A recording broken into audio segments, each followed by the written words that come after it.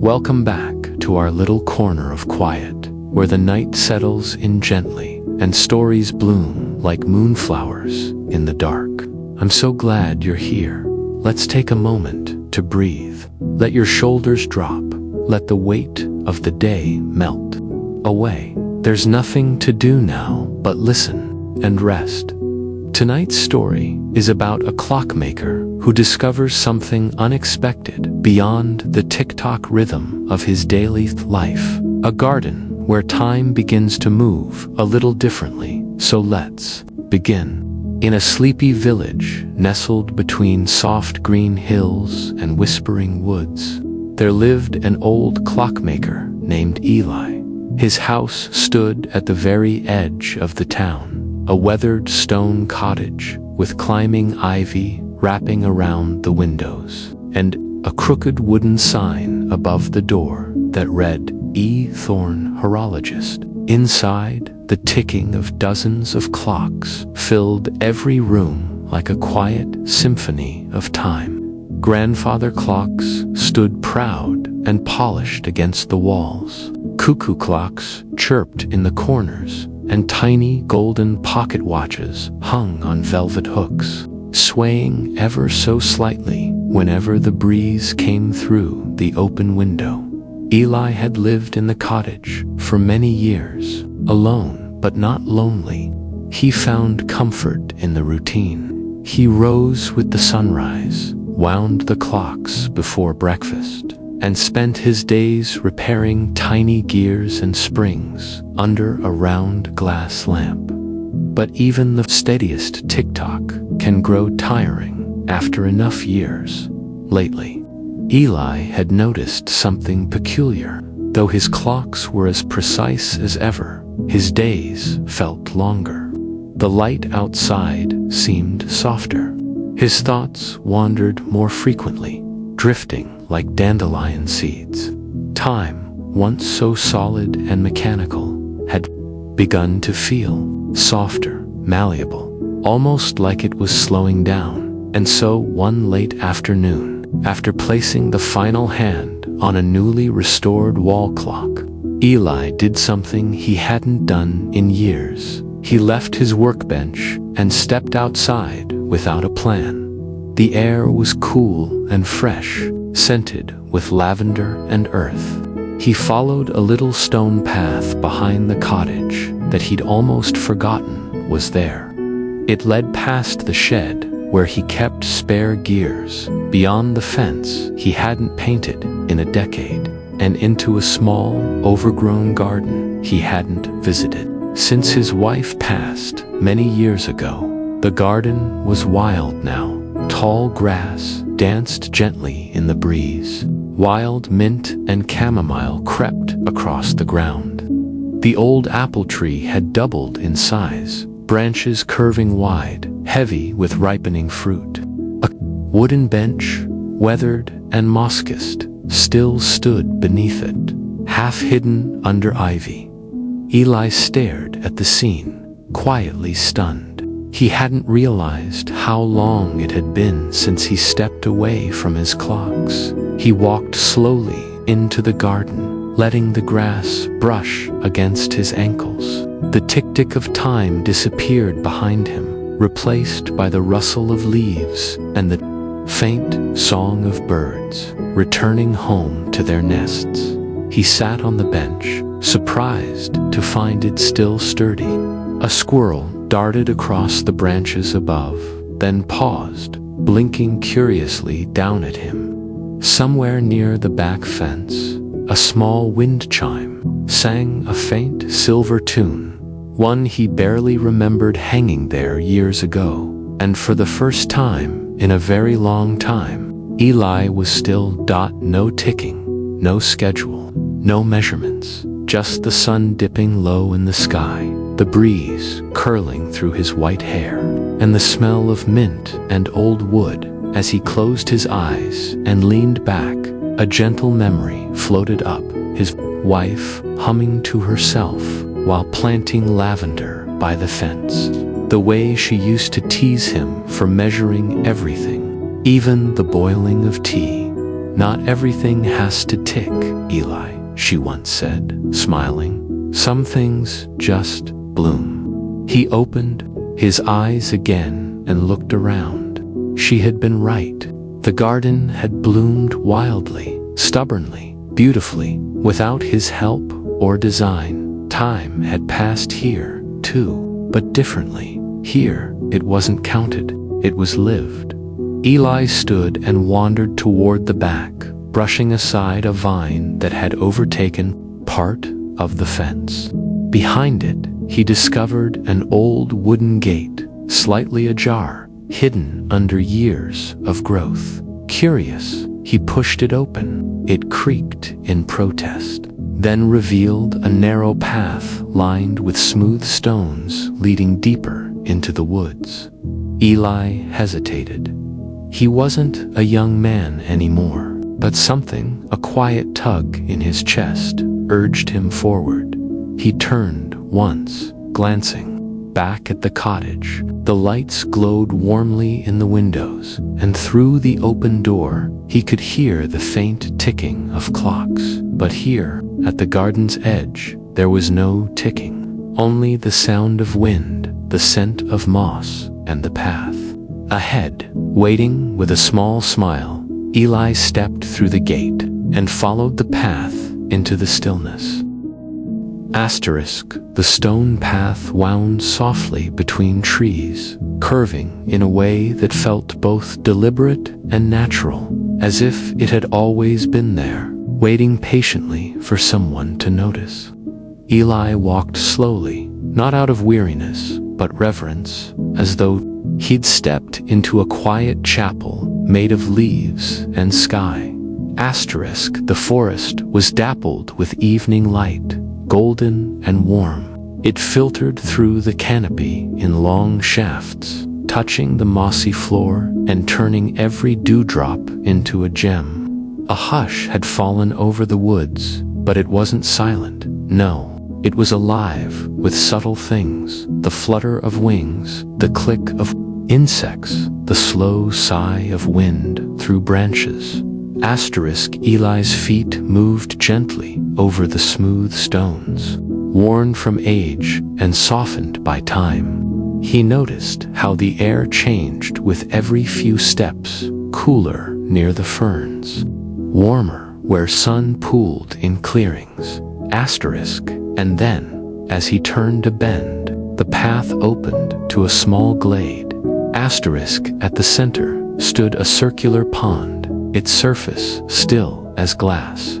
Around it bloomed flowers Eli didn't recognize, tall, sleepy blossoms in deep blues and purples, their petals catching the fading light like velvet. A narrow wooden bridge stretched across the pond, and on the far side stood a tiny stone structure, almost like a garden shed or a hermit's retreat.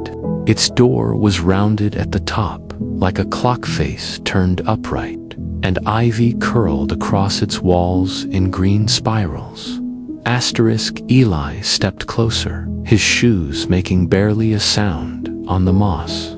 He didn't cross the bridge right away.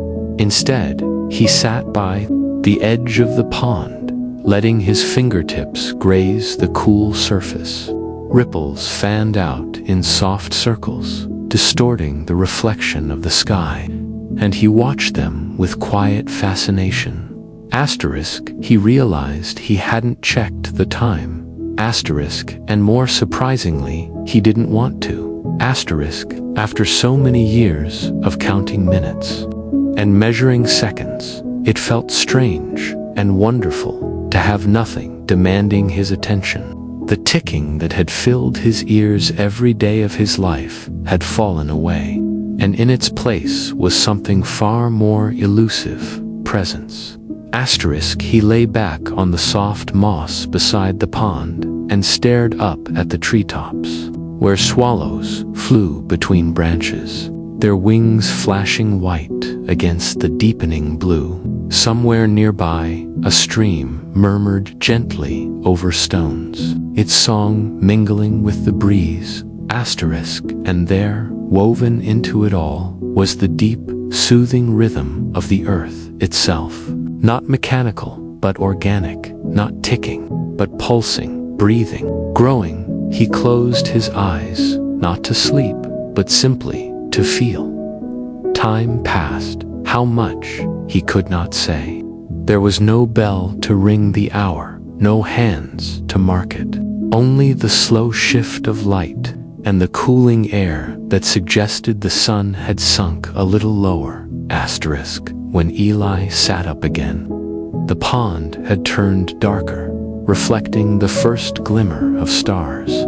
Fireflies danced at the edges of the glade, blinking on and off like slow, sleepy signals. With a deep breath, Eli rose and crossed the wooden bridge. Each step creaked softly beneath him, but not in protest, more like a whisper of welcome. When he reached the door of the stone hut, he rested a hand on the smooth wood. It was warm, as if it had been waiting for him. He opened it gently. Inside was a round room with a domed ceiling, like the inside of a clock tower, but without a single gear, bell, or pendulum. Instead, the room was filled with quiet shelves, lined the curved walls, holding small vials of herbs and jars of pressed flowers. In the center was a low, circular table, surrounded by cushions, stitched in shades of moss and sky. At the far end, a window looked out over the pond, framing the moon just as it began to rise.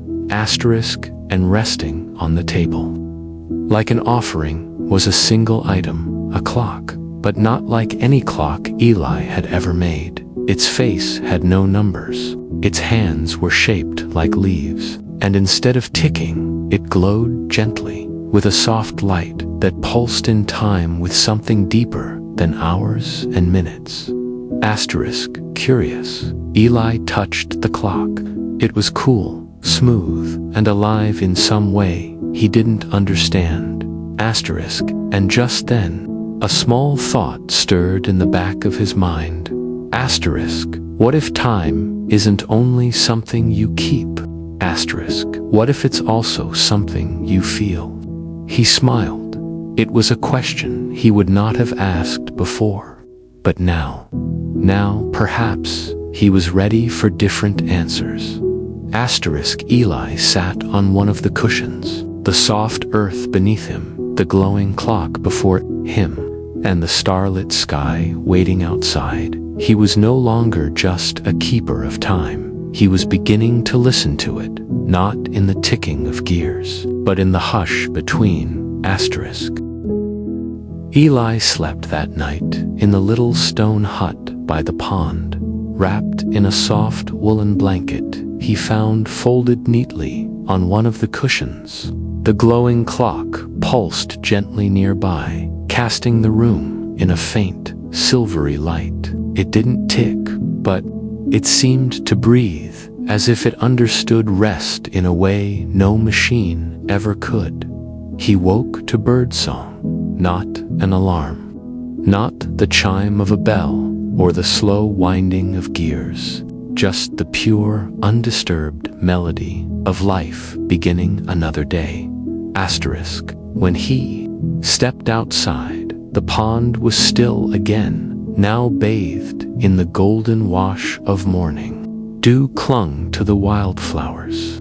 Somewhere above, a woodpecker tapped softly against bark, rhythmic, yes, but natural.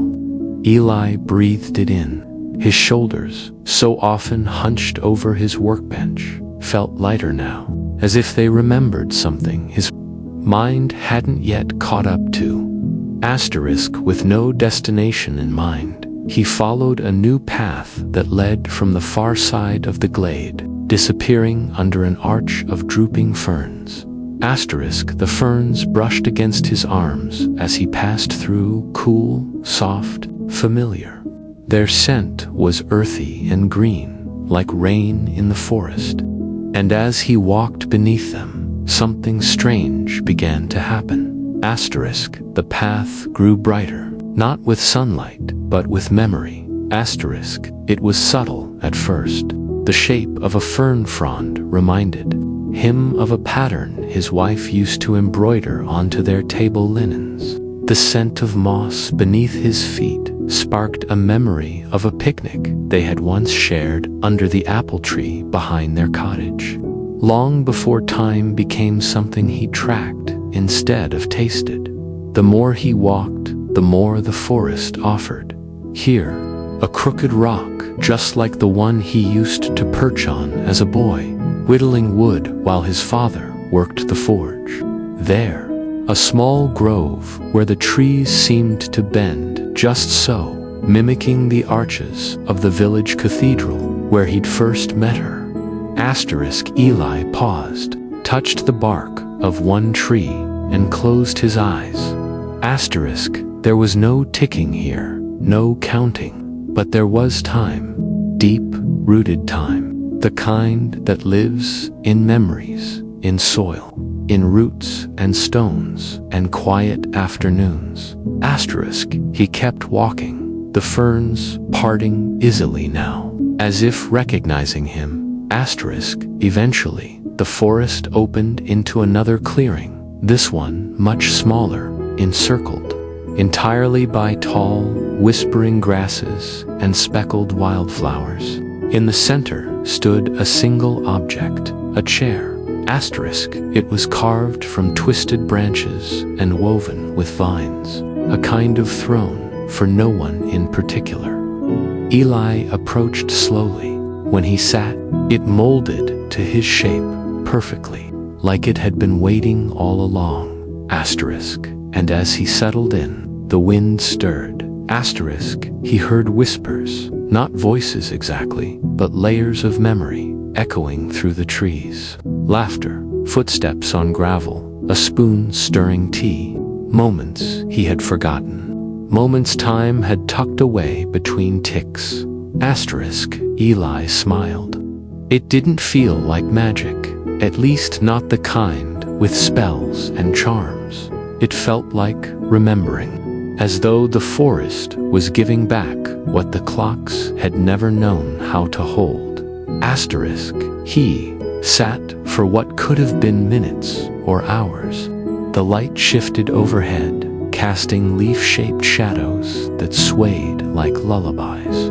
He didn't feel rushed, not anymore. In fact, he was beginning to feel as though rushing was never the point. Asterisk. Eventually, he rose from the chair and wandered to the edge of the clearing, where he noticed a small wooden sign buried half in moss. He bent down to wipe it clean. Asterisk. Here, time grows slow, so life can grow deep. Eli stood very still, letting the words settle into him. He didn't need to understand them fully, not yet. He only needed to accept that maybe, just maybe, time wasn't only something kept in clocks. Maybe it was also something kept in gardens, and in walks through fern tunnels, and in the silence between breaths. Asterisk. With gentle steps, he returned the way he came. But already, things looked a little different. The trees didn't seem so tall. The sky, not so far away. He could smell everything, the damp bark, the flowering mint, the sun-warmed stones. Asterisk. And for the first time in years, he was in no hurry at all. Asterisk. When he arrived back at the pond, he noticed a small tea kettle resting near the little stone hut. Steam curled lazily from its spout. Next to it, on a flat rock, sat two cup, one south, one already poured, the other waiting. Eli didn't question how they'd gotten there. He sat quietly, picked up the warm ceramic, and sipped. The tea was soft and floral, chamomile and lemon balm, with the faintest hint of honey. Asterisk. He took another sip, then looked across the pond to the spot where the apple tree back home would have been. Asterisk. I think, he whispered, smiling gently. I'll stay a little while longer. And as the sky turned lavender and gold once more, the clockmaker watched the sun slide low. Without once reaching for his watch. The next morning came without hurry. Eli awoke in the stone hut to soft light filtering through the window. The kind of light that makes everything feel calm and forgiving. The air was cool, touched with the scent of dew and blooming lavender. No ticking, no bells, just the quiet hum of the world gently turning. He sat up slowly, letting his body remember movement in its own time. The glowing, numberless clock still rested on the low table, pulsing faintly like a heartbeat, a quiet reminder that time could be felt instead of measured. Eli stepped outside and stretched, arms raised toward the treetops all around him. The garden was alive. Bees moved lazily through the blossoms. A bird dipped into the pond for a morning bath. And overhead, a few clouds drifted across a pale blue sky like slow ships over a calm sea. He followed the path again, not the one of ferns this time, but a new trail, barely visible, winding behind the hut. It led to a slope at the top of the rise. Eli paused. Below him lay a garden, familiar, yet transformed.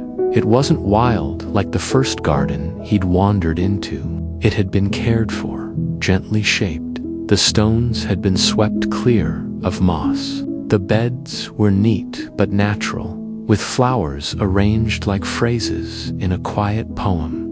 And at the center of it all stood a tree, not just any tree, his tree, the old apple tree from behind his cottage. The same wide arms, the same crooked branch he used to lean against while sipping tea in younger years.